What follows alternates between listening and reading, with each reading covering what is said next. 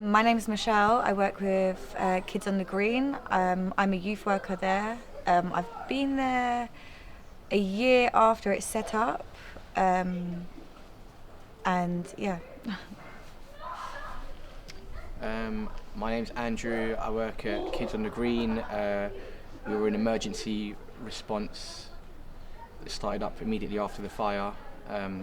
We work with the whole community from young ages to the older ages. We originally started, I think it was the day after Grenfell happened.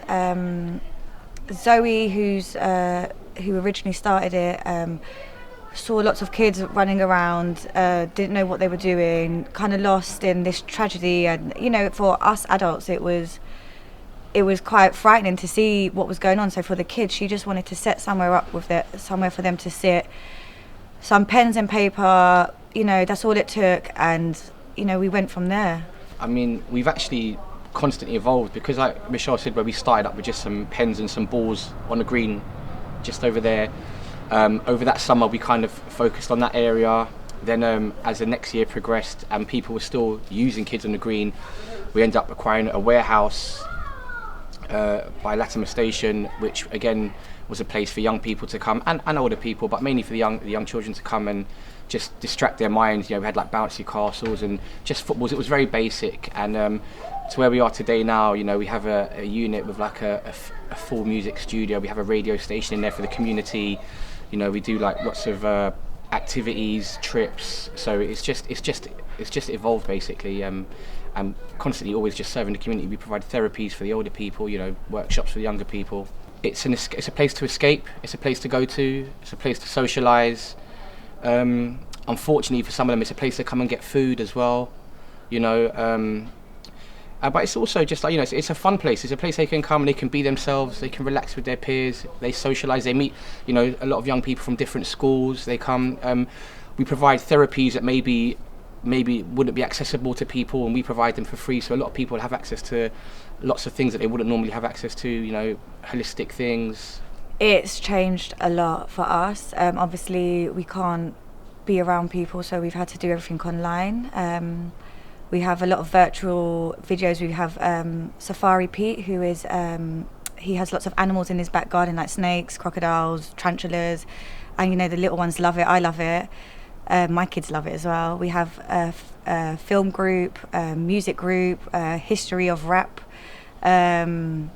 There's so many. Cooking. I think we had Irene from MasterChef winner. Yeah, the winner. She was doing virtual videos, and the young people were making these amazing dishes at home, and then we put it on our Instagram and show everyone else.